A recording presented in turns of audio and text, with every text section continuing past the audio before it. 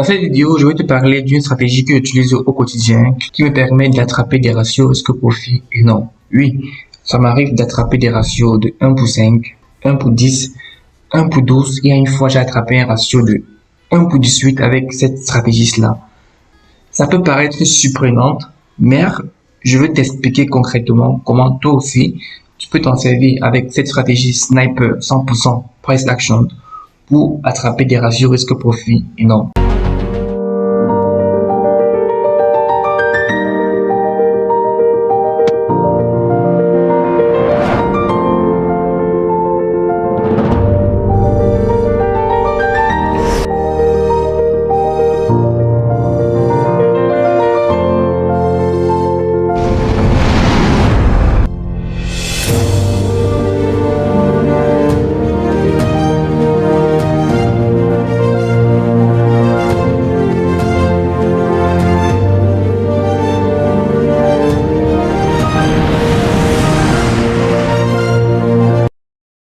Dis-toi que c'est une stratégie qui te permet d'attraper des ratios risque-profit énormes, mais ça vient également avec ses inconvénients. Alors, comme la stratégie l'indique, c'est une stratégie Sniper 100% Price Action. Donc, tu connais déjà le principe ou bien le process pour trader les Price Action. C'est pas nouveau. Tu sais, premièrement, tu dois d'abord identifier le contexte du marché. Après, tu vas aller rechercher les zones de valeur. Après, justement, tu vas te baser sur des chandeliers japonais pour justement chercher ton signal d'entrée. Donc ici, on va également chercher des signaux d'entrée avec des chandeliers japonais à forte probabilité que je t'ai dit. Mais on va plus privilégier les patterns de rejet à forte probabilité sur des zones de valeur. Maintenant, au niveau du stop loss, on va placer des stop loss agressifs. On entre de manière agressive dans une pattern de rejet sur une zone de valeur et on place le stop loss de manière agressive. Donc l'inconvénient avec ça est que ton taux de réussite est à la baisse. D'accord? Donc tu vas avoir plus de pertes, justement, c'est logique parce que si tu places un stop loss agressif, les petits bruits, les chasses au stop ou bien les mouvements bizarres, les fausses cassures que les banques font vont justement te sortir. Et justement, tu vas avoir beaucoup de trades en négatif. Donc, ton taux de réussite va tout simplement baisser. Mais quand tu attrapes un bon trade, quand le trade est en ta faveur, tu peux attraper des ratios énormes. Dis-toi que tu peux attraper un ratio de 1 pour 10, 1 pour 18. Ça veut dire que même si tu prends 5 pertes successifs avec un gain, donc avec un trade qui passe, tu as attrapé un ratio de 1 pour 10, tu vois que tu as gagné. Tu sors gagnant avec ton ratio risque-profit. Après avoir identifié justement la pattern de rejet à forte probabilité, pour entrer de manière agressive, de manière sniper, tu vas identifier justement ce que j'appelle le phénomène des 50%. Donc, on va se servir ici du Fibo. On va prendre le Fibo, on va justement servir du Fibo pour identifier les 50% de la pattern de rejet sur la zone de valeur qu'on aura identifiée. Tu vois, pour justement entrer de manière sniper, placer le stop loss de manière agressive et viser justement un bon ratio risque-profit. On va privilégier justement ce qu'on connaît déjà, le contexte du marché. Donc toi, tu aimerais surfer ou bien avoir une entrée sniper dans le contexte du marché. Quand le prix est tellement surétendu que sur une zone de valeur, tu as un rejet, une pattern de rejet, un pin bar, un tail bar, une englobante haussière énorme. Alors tu peux utiliser cette stratégie sniper pour justement attraper le retour à l'équilibre et te faire un ratio énorme. Donc, la stratégie, elle est simple. Là, par exemple, tu as ta zone de valeur. Les patterns que tu vas privilégier justement sur ces zones de valeur, ce sont des englobantes, baissières ou haussières, des inside bars. Après, des inside bars justement haussières ou baissières. Tu peux privilégier aussi les fakies. Donc, les fakies, c'est justement, ça vient de ça. Tu as d'abord un inside bar. Tu peux pas avoir un fakie sans préalable ou bien sans avoir un inside bar avant. Donc, tout d'abord, tu peux privilégier les fausses cassures. Tu vois, les fausses cassures font aussi office de tail bar, pin bar, justement. D'accord?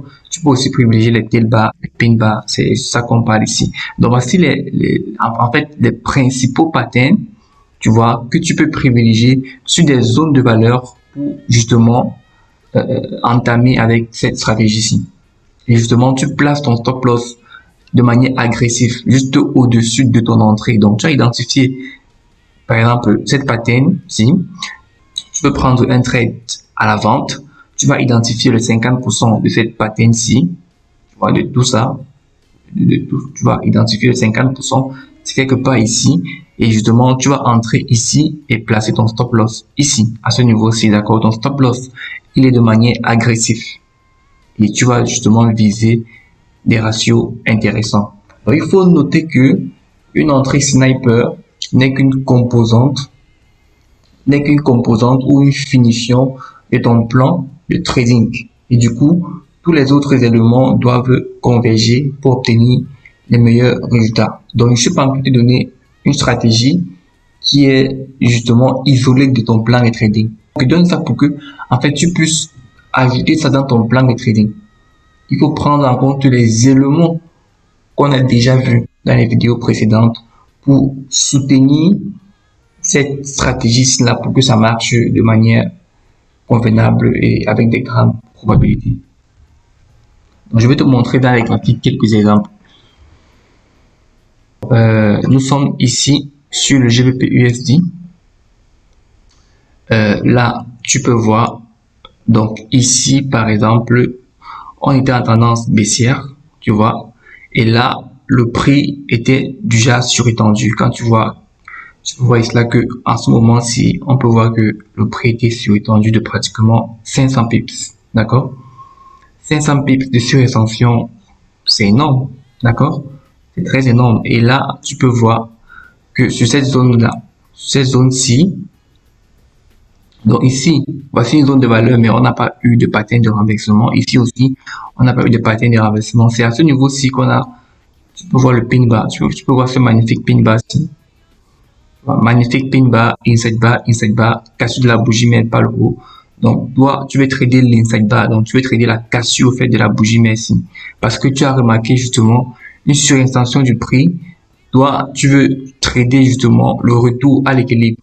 Donc, qu'est-ce que tu fais à ce moment-là?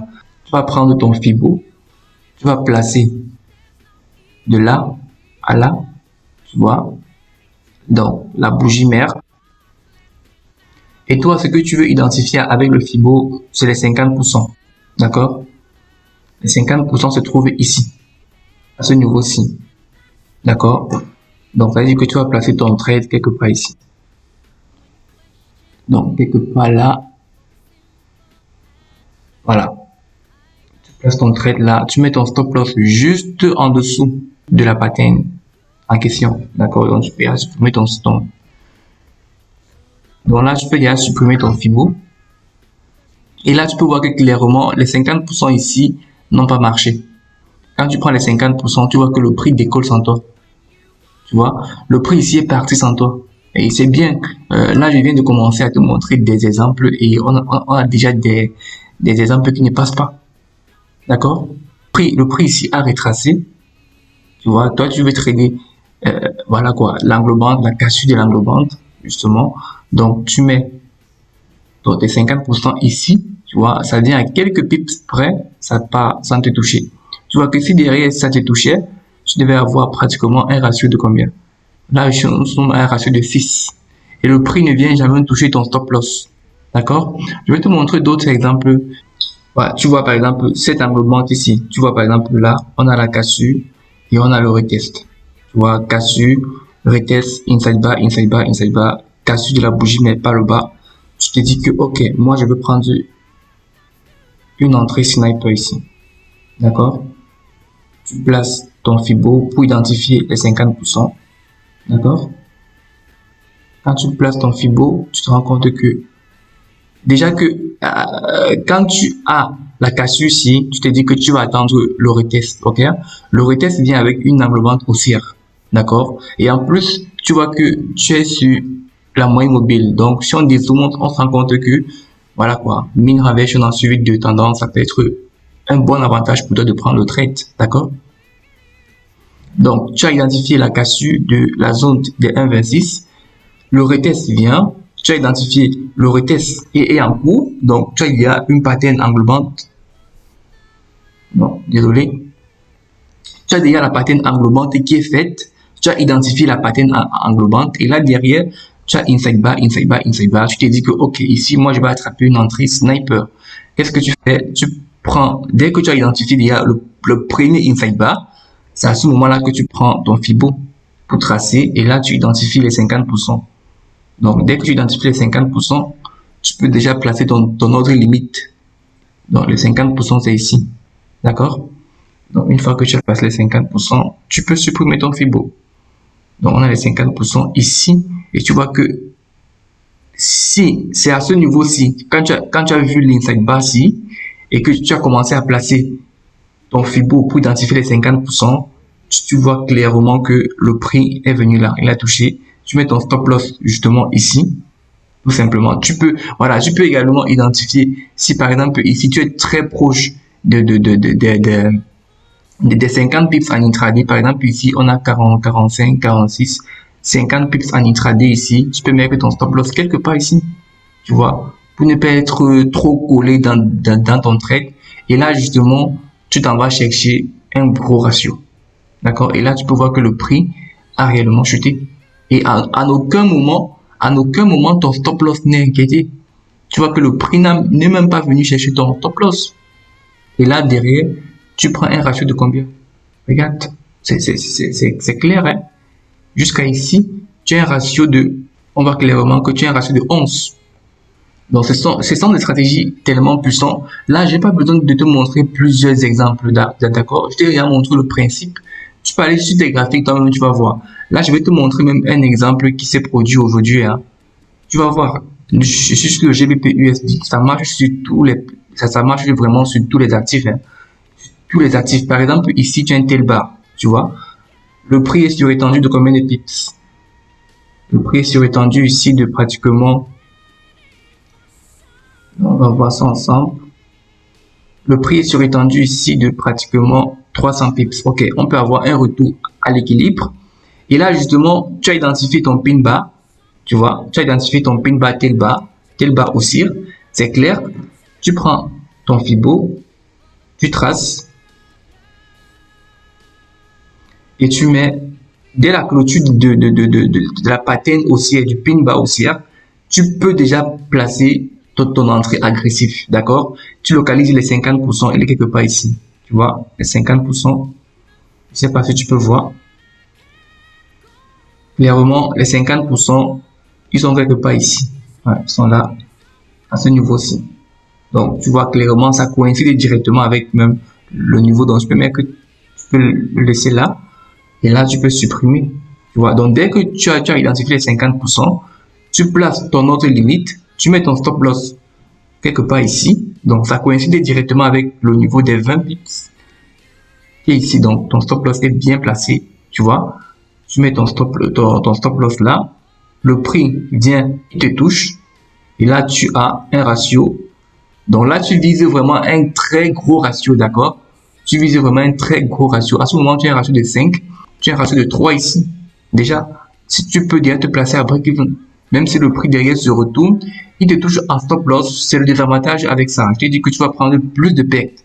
Mais quand tu prends justement un trade qui passe, tu as l'avantage technique derrière toi. Tu vois, tu as vraiment un gros ratio. Donc, si le trade rentrait jusqu'à son équilibre, tu devais prendre un ratio de 5 ici. D'accord? Et c'est magnifique. Et je vais encore te montrer un autre derrière. Ce qui s'est passé cette semaine-ci dans le marché. Tu as la cassure, tu as le retest, tu vois, c'est propre. Et le retest derrière te fait une englobante baissière. D'accord? Dès que tu as identifié l'englobante baissière, tu prends ton Fibo, tu traces là, tu identifies les 50%. Tu vois que les 50% se trouvent quelque part où? Ici. Tu vois, donc là, peut-être le prix ne touche pas 50% ici. Voilà quoi. Tu mets ton stop loss derrière ici, de manière agressive. Tu peux supprimer ça. Et là, tu peux voir que bon, le trade ne passe pas ici parce que à quelques pips près de tes 50%. Bon, très souvent, ça peut arriver. Mais du moment, si tu as placé ton ordre limite, donc ton sell limite ici et que le prix est venu ici, il ne t'a pas touché, ce sont les inconvénients de la stratégie en question. Et tu peux voir que si ton prix touchait, disons que ton prix a touché les 50%, tu vois, et là, tu vois que derrière, ton stop loss est agressif, mais il ne se fait jamais toucher au fait. Et tu prends un ratio de combien? Un ratio de pratiquement 4. Tu vois, et là, c'est l'avantage avec ces stratégies-là. Donc, il y a plusieurs exemples. Tu as un peu vu comment ça fonctionne. Je peux te montrer plusieurs exemples dans les graphiques. Je peux basculer de paire. Je peux te montrer d'autres exemples, mais voilà quoi, va t'entraîner sur tes graphiques. Essaye de travailler avec ça. Moi, je t'ai parlé des inconvénients. Je t'ai parlé également des avantages. Ça peut augmenter considérablement ton ratio risque-profit. C'est une stratégie qui marche, qui a été prouvée. Il ne faut pas te questionner sur sa rentabilité. Pose-toi plutôt la question si c'est convenable pour toi de trader avec cette stratégie-là dans ton plan de trading. Donc, dans la prochaine vidéo, je vais te parler justement de la quatrième étape d'une bonne analyse 100% price action qui est le plan de trading. Je te remercie d'avoir suivi cette vidéo. Je te dis ciao à toi.